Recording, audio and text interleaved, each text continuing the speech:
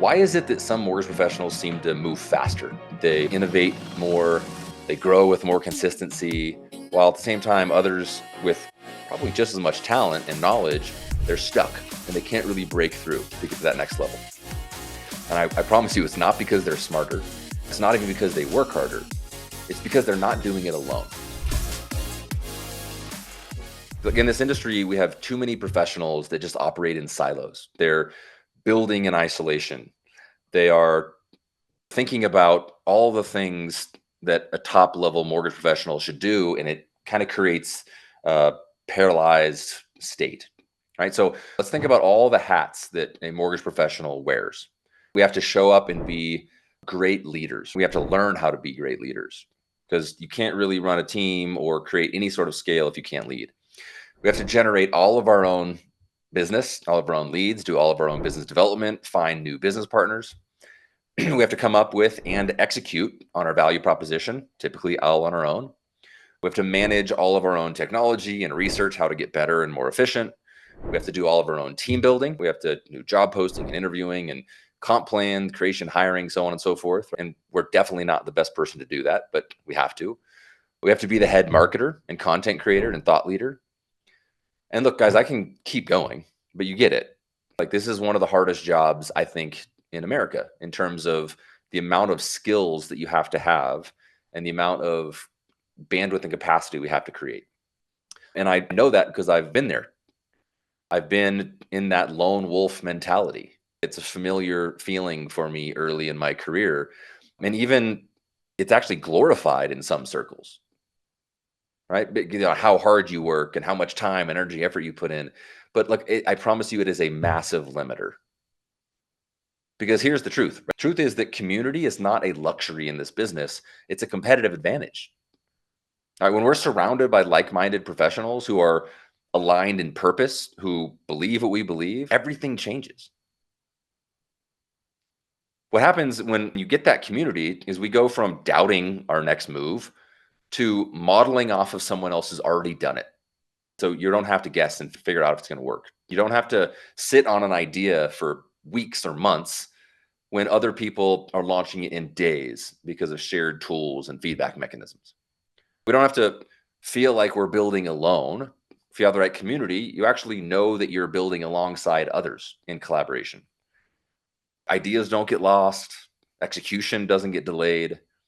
Momentum doesn't die in the gap between what we know we should do and how we end up doing it.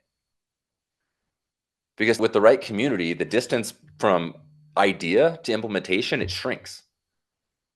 And then when you see that happen enough, idea, implement, then all of a sudden confidence grows because we're not guessing anymore. We're collaborating.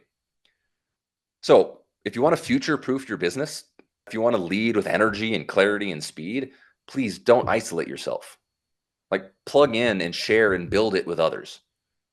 Right? And this is where you have to find or create community. We're going to talk about how to do that on this call, where that kind of rising tide really does lift all ships, because that's where real scale and sustainability happens. So what we're going to do in the next 40 minutes or so is we're going to break down how community becomes jet fuel for your business, how it creates fulfillment and joy and a lot of really cool things in your life. But first, we have to talk about a real issue, an issue that is more important today than it's ever been. And I want you guys to try and contextualize this as I'm talking about it here, because I see it being a continual problem, right? And the problem is that of the constant learner. Some of you might know what I mean by that, but if you don't, let me explain. I just got back from two really cool events. There was the Mastermind Summit, and then there was the Forward event. Both were really great for different reasons. Both gave an overwhelming amount of information to the audience and value to the audience, which was great. But look, both of these are examples of community, but they're community in the moment. And we have to understand what that means. So like at the Forward event, one of my favorite teachers, I heard a guy speak 5 years ago, he spoke again, his name was Ryan Leake. And he talked about the problem of knowing versus doing. Now, I would say most people in the mortgage industry are on an island, and they're constantly looking to improve on a do-it-yourself basis, right? And we have people that are ingesting hundreds of strategies for winning the morning on Instagram before they even get out of bed. We have mortgage advisors who are binging podcasts and watching TED Talks. And, you hear Ryan talk about this trap. It's a psychological trap called the illusion of competence, right? It's also known as a knowledge overestimation. And what it means is that we feel like we are getting better at something just because we're learning about it. But just because we read the book or we watched a reel or we sat through a conference, it doesn't mean we've actually changed. And this is the problem, is that we are oftentimes, and not just we, I think this is probably most people, most industries, is that we get high on information, but broke on transformation. And we get points for being there or knowing something in our head, but we don't actually get points unless we do it. So the question is, what's stopping us from doing the things we're learning? Why aren't we executing? Why are we spending hours and days and weeks learning and taking in information only to do very little or nothing with it? And this webinar is a great example of that. This is the 5th installment of the webinar. Most of you have been to all of them. We talked about our value proposition. That was 5 months ago. How much did you implement on value proposition? We talked about mortgage economics. What did you do with that information to improve or enhance your mortgage economics? Lead generation, technology. Did you just learn? Like, are you showing up today to learn and take notes? Or are you showing up with the power to do something about it? Because in the mortgage industry, we don't have a culture of like community implementation. We have a bunch of people who are out there on their own, trying to figure it out in their own ways. So what I did for this webinar is I created like 6 avatars. I call it the 6 avatars of the challenged mortgage professional. And we have to understand this. It's a decades old problem that most mortgage professionals fall into, one of these kind of 6 avatars. So as I'm going along here, self-diagnose yourself, if you will.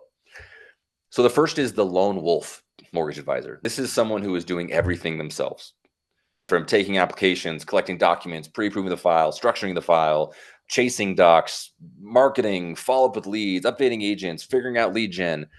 They're literally doing it all. And the impact on that is that burnout sets in really quick. Even if you're successful at it, burnout sets in quick. And if you're not successful, it sets in quicker. Right? And then quality drops, both in your consumer experience and in conversion, because there's just no way you can scale that. You don't have time to scale or learn or lead, right? You're always kind of just keeping up with the moment. It feels like you're always busy, but you're always in like a building mode. You're never actually to the place where you're comfortable with what you're doing. And the root problem of all of this is that there's no team, there's no support structure, there's no community to delegate, there's no ideation by community, there's no one to be mentored by typically. So ask yourself, are you a lone wolf mortgage advisor? Number 2 was what I call the invisible advisor. This is someone who is phenomenal with clients. If you put a consumer in front of them, somebody who's interested in buying a home or financing a home, they knock it out of the park. But they don't market themselves. They lack the ability to get new referral relationships. They have very little or no consistent visibility online or locally. Right? And so the problem with that is that there's an inconsistent pipeline. There's constant anxiety about where the next opportunity is coming from. And that person who is brilliant at what they do, they watch others grow, but they're like, why are they doing that? Right? When I'm really good, why are they growing? Why are they getting better? Why are they doing more business? Just because they're visible. But again, the root problem there is that the really great invisible advisor, right? They're not plugged into a peer group that shares best practices oftentimes. There's no accountability around their visibility. They don't have a ton of proven lead gen strategies. So they're trying to figure it out on their own. And it just might not be their genius zone. That could be you. It was me for a while until I figured out that I was more of a marketer and business development person than I was the actual mortgage genius. But we have to self-diagnose here, and then we'll get to kind of solutions at the end. Next is like the rebuilder.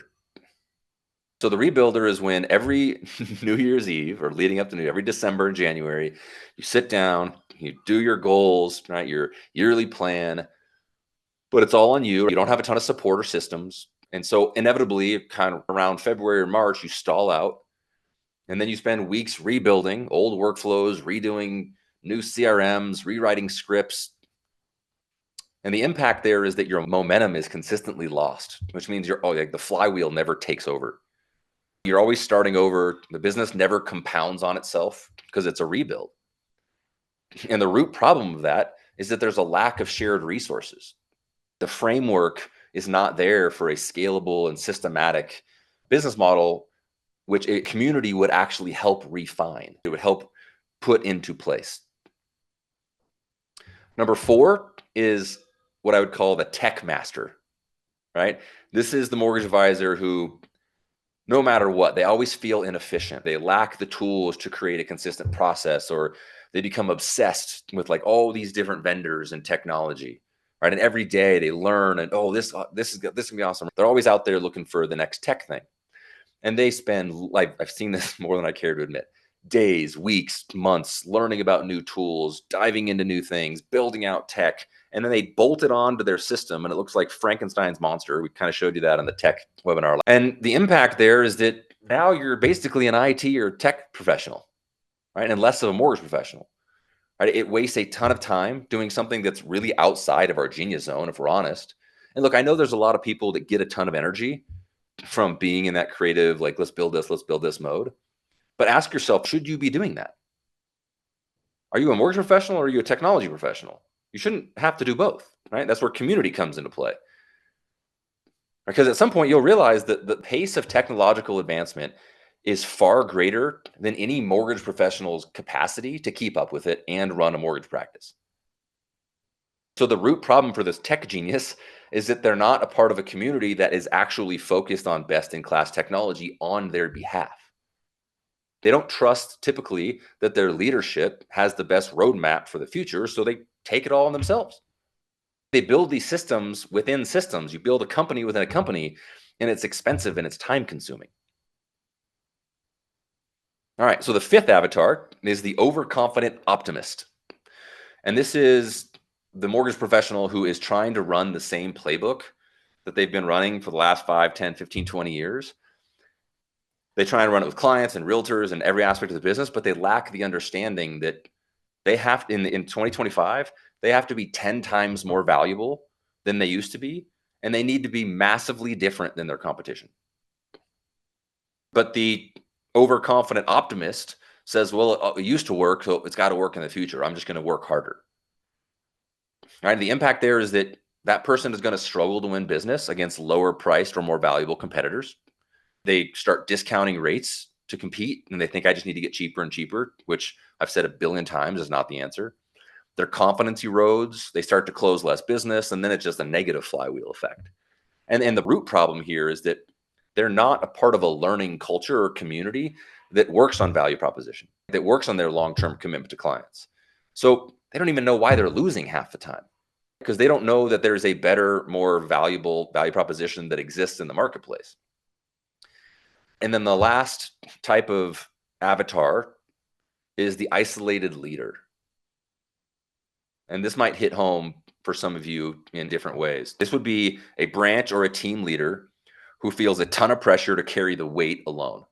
They carry production, they carry culture, recruiting and growth, coaching, technology, systems, team growth. It's all on their shoulders. And what happens is emotional exhaustion. It is inconsistent execution. It's good at some things, but not great across the board. And all of that is a lack of scale. It just won't scale in a way that is up to the level of that person. Like, you could be the best at what you do, but if you don't have all the right things in place, it's just going to be you. Right. And that stems from not having a ton of leadership, not having a great community, no one to really model or vent to or brainstorm with, because you feel like you're a leader on an island, even though you're not. You have a group of people on that island with you. Like, you don't really have anybody to collaborate with. So of those 6 avatars, maybe ask yourself, feel free to throw it in the chat. Someone says 1 and 4, someone says a few of them. And look, you might be all of them. You might be one of them. You might be none of them. Right. But the key is to figure out, what do we do in which avatar that we fit in. And here's how community helps. The one thing we know of all of those is that those are all isolated individuals. They're trying to wear every hat. They're wasting time on trial and error, and they're not growing with people who challenge and sharpen and support them. That's the consistent kind of theme of those avatars.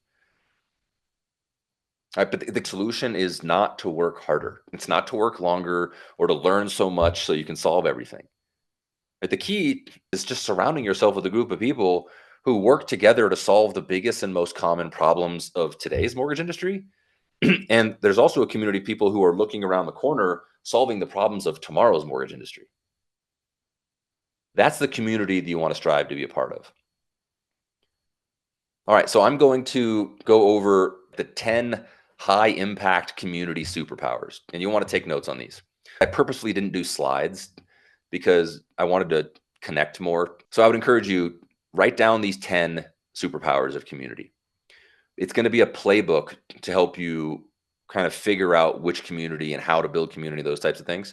These are specific benefits of these 10 that are examples of how mortgage professionals will use this community superpower to have a massive unfair advantage going forward. So as we're going through these, maybe write down what it is and then check yes or no on if you have this in your professional life. And if not, and we're at the end of this, we're going to go over ways to solve that. So the first community superpower is a tactical lead generation playbook. I'll say it again, tactical lead generation playbook. So an example of this is an organization that really works in conjunction with the team to generate leads at scale. We talked about this on the lead generation webinar.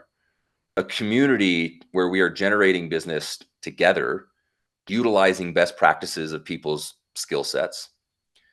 So all the pressure of lead generation doesn't fall onto one person, i.e. you. So instead of each mortgage advisor having to figure out this playbook, it's created for them. It's created with them. It's created by them. And then we just run the plays. And then mortgage advisors give feedback to the organization. The organization listens, we test, we A/B test, and we're constantly figuring out how do we get in front of more people? How do we have better conversations to help people with real estate and finance?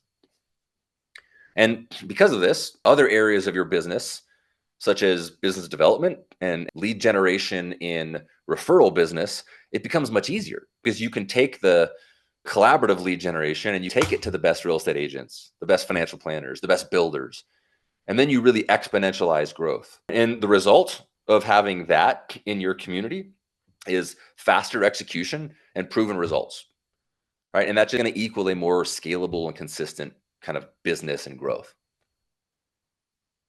So again, number one, tactical lead generation playbook. Make sure you have that in your community. Number two is enterprise, or what I would consider like a community supported value proposition for lead conversion, right? So you could probably just put notes on that, like combined value proposition, right? Or collective value proposition. So in your community, this would be a group or a company that works together to not only come up with an incredible value proposition, a massively different offering to the consumer, but they also come up with the execution of that strategy. And it's a strategy that is executed on behalf of the mortgage advisor, not by the mortgage advisor. So example of this, we have a guy that we talked to recently, and he reached out and he's like, look, I love what you guys are doing. I followed you. And he goes, look, I have always loved the art of homeownership and I've loved your value proposition, but I'm just going to be honest. I don't want to say that to people because I don't want to lie to them. And I know that most people have that thought, but I really commend this gentleman for saying it, because the last thing we want to do is tell someone we're going to be great and not be great for 30 years, not just for 30 days. And that's just a good example of this guy didn't have a community that helped him execute on his intentions. So if he didn't have that, it's going to be hard to say it, because you can't tell someone you're going to be great for 30 years if you don't have any ability to execute on it.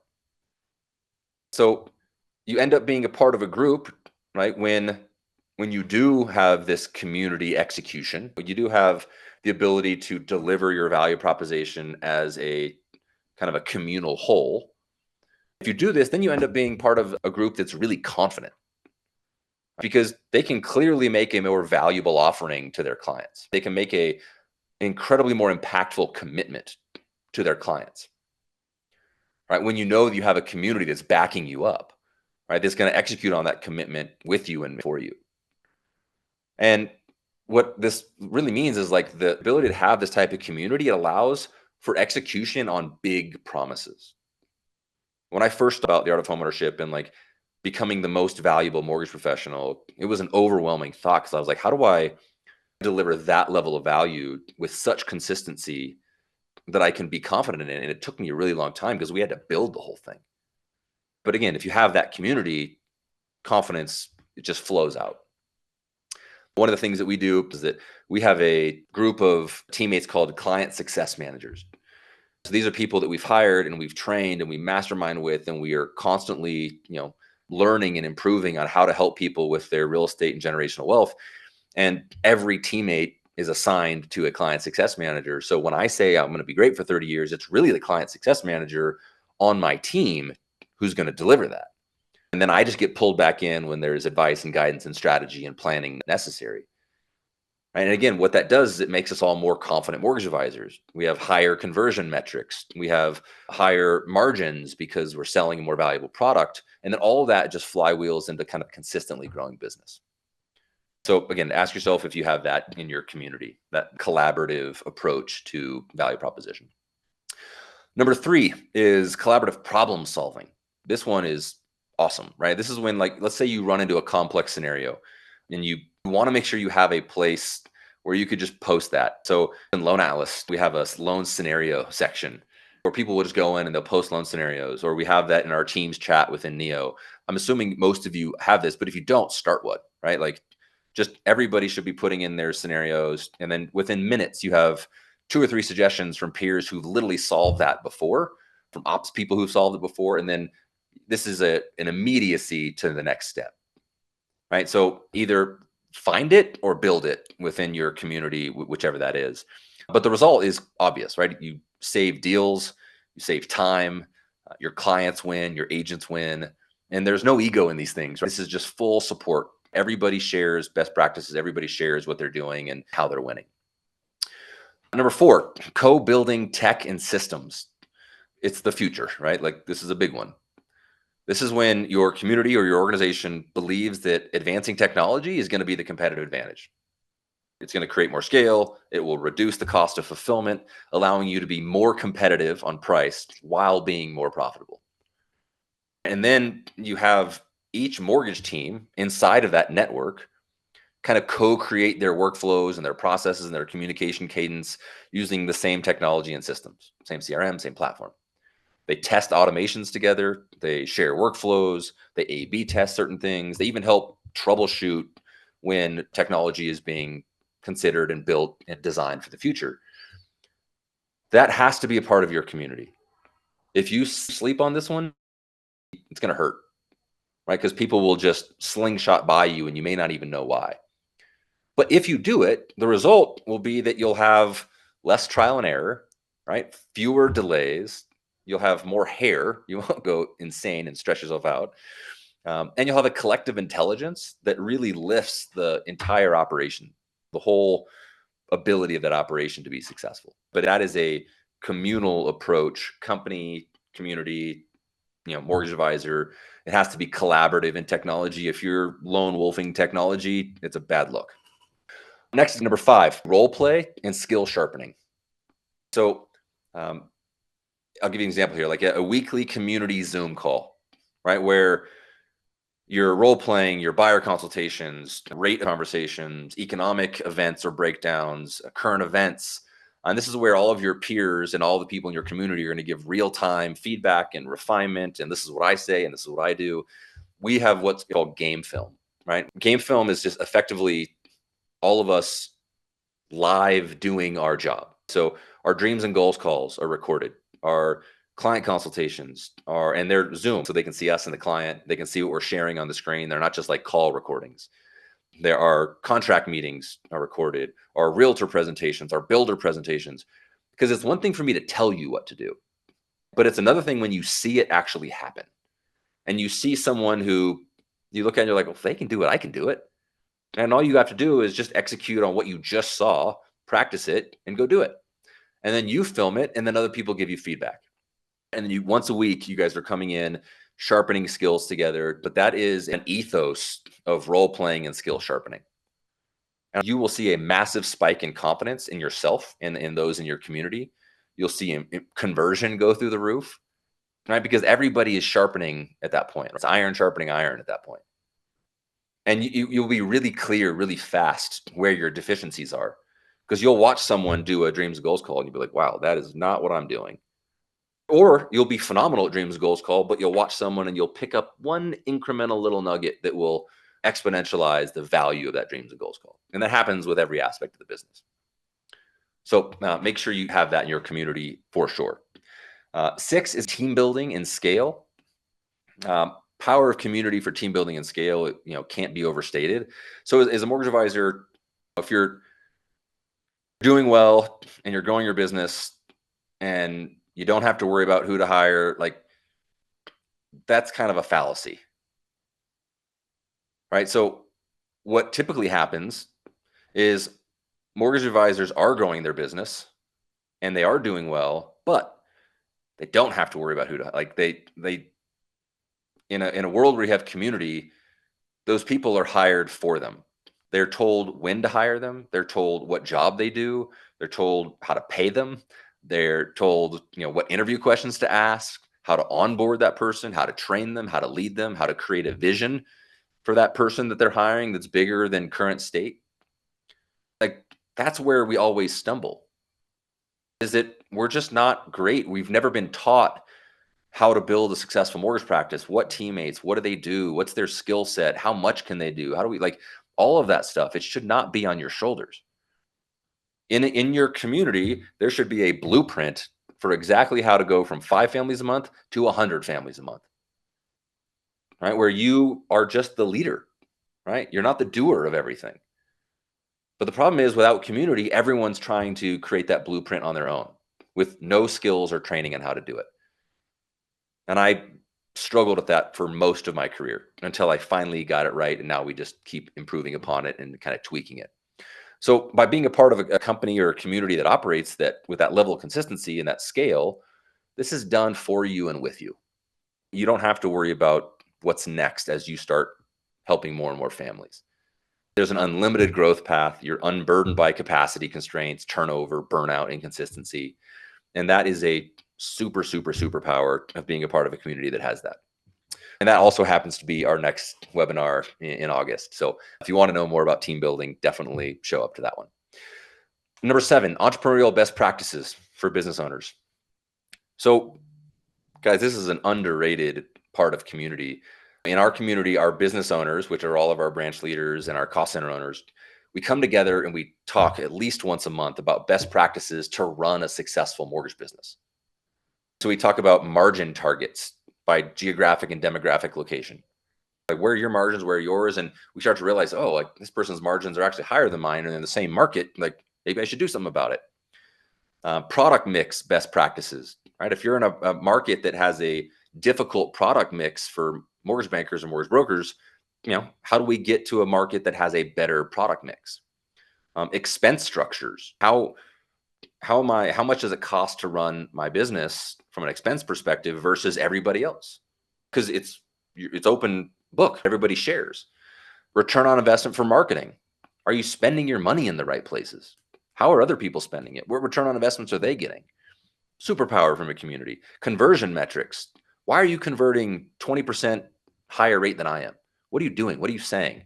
How are your leads coming in? Teammate metrics. How many people do you have on your team? Why do I have 10 and you have 2 and we're doing the same amount of business? Like that type of awareness when everyone in community is sharing, it's magical. A cost to produce, right? Why does it cost me $8,000 to produce a loan and it costs somebody else $4,000 to produce a loan? What are we learning? And then lastly, like business partnership economics. When you're partnering with builders and realtors, like in real economic partnership, how does that work? Right? What's the return we're looking for? But again, all community oriented, and we don't want to have to figure that stuff out on our own because we don't have in most industries, there are common metrics of success. The same thing is true in the mortgage industry. The problem is we just don't collaborate enough, and we all run our own little mini corporations to where it's really hard to look at one and the other and really understand it. When you have community that operates in the same function, you can get massively more efficient. You can reduce cost of fulfillment, and you can really understand your economics better.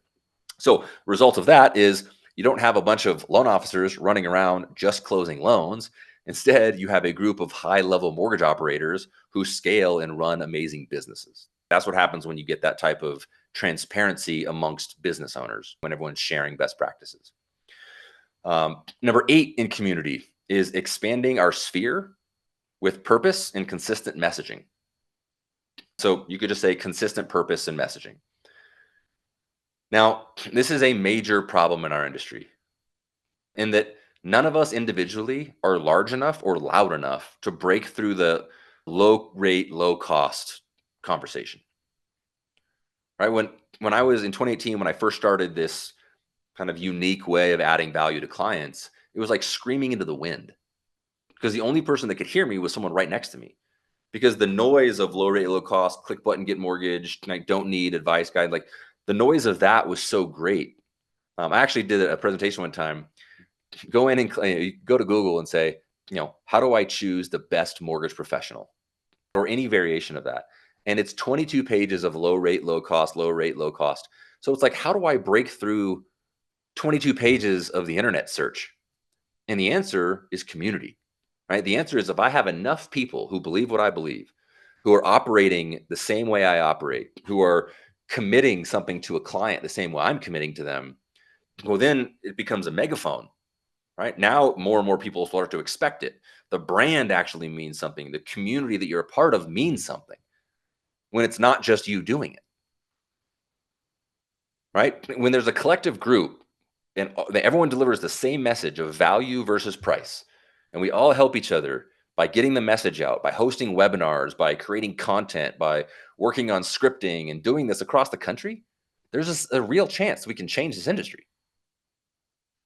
And the result of that is going to be incredible, right? You get stronger community brands, you get more impact, more lead generation through education, right? And then like that mission and marketing alignment creates a lot of momentum. So think about your community. Like, is everyone in your community today, are they telling the same story? Do they want the same outcome for their clients and their business partners? And if not, there's not much of a community there. It's just a place where you have your license, where you do loans. So try and and if you need to, create it. And we're going to talk about that a little here in the end before we wrap up. So number 9, culture of belonging. So incredibly important for energy. Now, I've studied this for a while now, probably the last 2 years or so, but there is a scientific real power in humans being a part of something greater than ourselves. We are meant to be tribal. We are meant to be connected to each other. We're not meant to be alone. And there is an energy that comes with inclusion and doing good for the whole, not just for ourselves. And it is insanely powerful. And when you find that collective group of your people who believe what you believe and everyone's rowing in the same direction, right? What has historically been kind of an individual effort in this business, it quickly becomes a team sport. And it is massively fulfilling. So please, don't settle for being a part of something where you don't feel like an inclusionary aspect of it. If you show up to work and you're just a cog in a wheel, or you're just a person on an island, or you're in a coaching group, but you feel like nobody else is really coaching on what you believe, find that community, because the energy that it's just hard to describe. And then 10, the last of our 10 superpowers here, community helps in hard times. Pretty safe to say that the last 3 years have been pretty hard, right? We went from the most abundant time in the mortgage industry's history to the most challenging time in the mortgage industry's history in like 15 seconds. We went from feast to famine fast. And I gave a presentation a little over a year ago on mental health. in the mortgage industry and how no one's talking about it and how it is a massive problem that we need to work through. And what exacerbates mental health problems more than anything? Isolationism. Feeling like it's you who's having the problem, not understanding that more people are going through what you're going through, not in a negative misery loves company way, but in a way that provides energy and foresight and optimism for the future. And this is where you need to really work hard to be surrounded by the right community of people who they know what you're going through, right? Who are sharing in your wins and losses. Why? Because that community is going to tell you it's okay to not be okay. But they'll also tell you it's not okay to stay that way. Right? And they'll help you get to a better place. Like they'll realize that, like, they will realize, which will help you realize it's okay to not grow every year. That the community will know that there are times in every industry, in every business, when it is perfectly okay to just work on getting better and building for the future. So maybe your last 6 months weren't as good as your previous 6 months, or this year isn't as good as last year, or they're even, like you didn't grow. Now you didn't do more, you didn't help more people. Now, that's not okay if you're not in a mode of creation, if you're not focused on getting better, if you're not building for the future, then that's just complacency and a problem. But when you're in the right community and you know that you're going through some hard things today to create a massively better future for tomorrow, that creates a really energetically safe place. It creates a safe place for people to try and fail, to go put themselves out there and not win all the time, to feel dumb or stupid or like a beginner. You have a safe place to do that in that community because they know that failing together means that you're failing faster. And the faster you fail, the faster you create the playbook to win. And when you win together, it is much more fulfilling. I can tell you from experience. And the result of all of that level of inclusion is that you have a more resilient, a more mentally strong, a more courageous team, right? You have a community that helps each other, that pushes each other to get uncomfortable, that helps each other get through hard, challenging times in this business. So, what's the common thread in these 10 things? Shared purpose, pretty obvious. I think aligned beliefs, collaboration, right? Desire for better execution, and really just teamwork that enhances everybody's best intentions. So think through those 10 things. And again, if you need to watch this back and take notes, please do. But make sure you're a part of a community that has those 10 things because it will light you on fire in the best way possible. And that is genuinely what we need in the years ahead. All right. So we need to talk about what to do to find or create your community. There's two types. There is your internal community that's going to be within your organization. And whatever your organization is, broker, mortgage bank, credit union, whatever it is, ask yourself, am I a part of a company who has a great community based upon the 10 things we just talked about, or the ability to have a great community with the right kind of intention or leadership? So if you have a good or great community already, then just do your best to make it even better by leading the charge. Go take a look at those 10 high impact community superpowers and start to implement them. If you, I think everyone should have that ability within their organization, but if you don't, just kick the door down and do it. I mean, look, you could start super simple. You could start with a micro mastermind within your organization and just work on those 10 community superpowers together. And over time, you'll attract a bunch of people who believe what you believe. And then just model the culture that you want. Be the first person to share your wins and, more importantly, share your losses. Right? Celebrate other people publicly, ask great questions, offer without being asked, give without expecting to receive, share the things you've built, right? Not just like theories or what I'm thinking, but like what I love about what we do here is like somebody will create or build something and it will be executed by everyone tomorrow. Well, the people that implement it, because they can. We're all in the same community. We have the ability to do that. And then just over time, just expand intentionally. Don't let everybody into this community.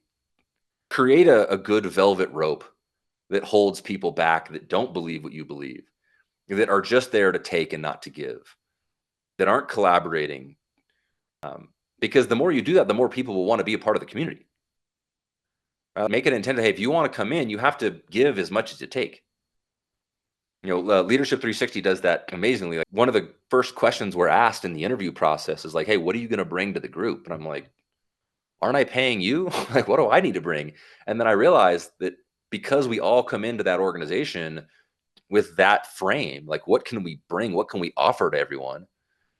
It creates a massively impactful community once we're all together because everybody's just trying to bring value. So expand intentionally, and as energy builds, other people will want in. Add people slowly, right? Because only people that align with the culture and the contribution mechanism are going to be the ones that are impactful. And don't focus on size. Like, I could care less about the size of the community. I mean, there's literally companies and communities out there that brag about how many people they have. Right? Don't be everything to everyone. Just be the right things to the right people. I'd much rather have a community of amazing operators, right, of special forces level people than anybody who just wants to be a part of it. And that just takes alignment, takes a focus on alignment. And I'll just say, like, a strong, small community is going to beat a big, silent, disconnected one any day. We're realizing that personally in a lot of the things that we are doing, and I'm sure you are as well. Now, lastly, disclaimer here, like, if you don't believe you can change the course or the direction of your organization or your community, or you don't get buy-in, or even worse, you get pushback, you just have to rethink the community you're a part of. If you've tried everything you can to improve on that community, to change it in a positive direction, to add value, and you're just not feeling it from anybody else, like, you're in the wrong community. You can only try so hard as a leader. So the second part is the external community, right? This is obviously outside of your organization. And man, there are some phenomenal communities that you can join to get the benefits of what we just went over. Now, look, candidly, the absolute best community is the community that is inside of your organization, because you can go from ideation to execution immediately. You don't go to a conference and get super pumped and then realize, oh crap, I don't have any of the stuff to do it. You can really execute at a high level. But if you don't have the necessary course of action, and I would say, even if you do have a great community, even being a part of these is awesome, because you can bring ideas back to your community, right? You can help your team, you can grow. Because look, you're a leader, now you don't want to be the one to always come up with all the solutions. And there are two that are near and dear to my heart and that help me in significant ways. You've heard me talk about Leadership 360. It is an incredible group led by Tim Rahim. Um, it makes you a phenomenal leader, and you can execute on a lot of these things immediately. Second one is Lone Atlas. I'm a faculty member of Lone Atlas along with 23 others, and that community is amazing, right? It hits a lot of those 10 most impactful, like, community superpowers. So I would encourage you to look closely at both of those if you're looking for external community. And then a few others I've seen, like the Power of the Forward Mastermind with Neil Dingra. That's a great example of how community gets the best out of people and gives ideas. And then just obviously making sure you can execute it within your organization. Another one that I think super highly of is the Nerd Academy. A lot of you probably know the mortgage nerd, Denise Donahue. She is a great example of somebody who is an amazing operator, runs an incredible business, great marketing, great personal brand. And she saw the necessity for community. People would reach out to her and want to know what she's doing, and she'd speak on stages. And she's like, look, I can help a lot of people if I build community. And now she's executing on that. And the Nerd Academy students are doing awesome because they have a great leader and a great community. So I would definitely check out the Nerd Academy if you have not as well. And look, I could go on and on and on about tons of other communities externally to your organization that you might want to look at. But I will kind of close out this session before we talk about next steps by saying, I just heard my new favorite quote of all time.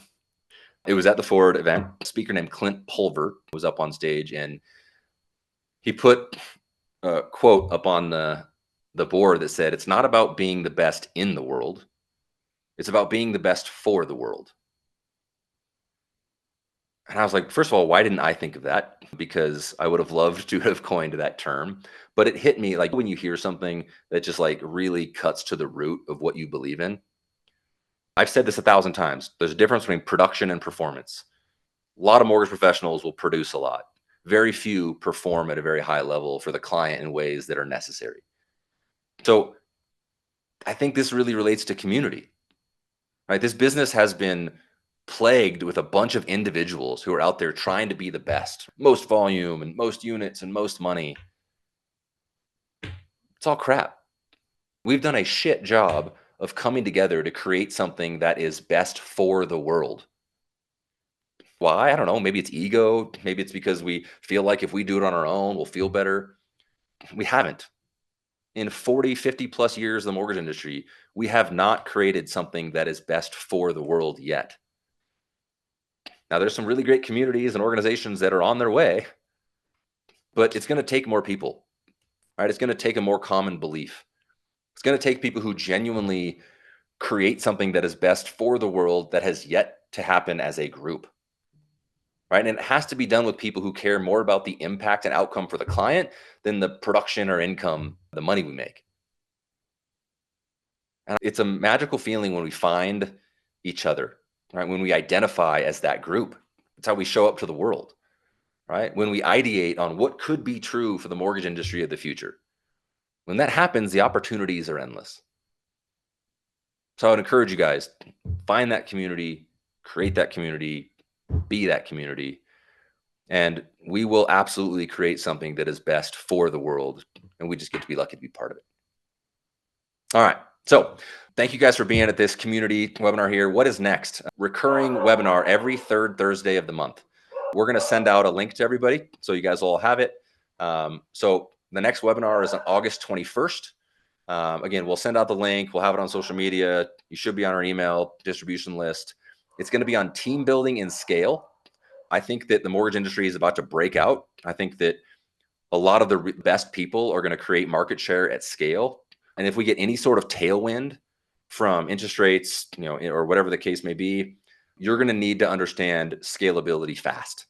So we're going to talk about team building at scale and how to utilize it, what to do, who to look for, who to hire first, who to hire second, what to pay them. We'll go through the entire blueprint and playbook on that. And then after that, we don't have any topics. I just want to know what you all want, right? What do you need? What do you think is going to be best? So please email me, send me a message on social media. Like, hey, I'd love for you to touch on this, or if you could talk more about, the amount of people that reached out after the economics webinar was pretty surreal. If you want to go deeper on the economics of the mortgage industry, we can do that.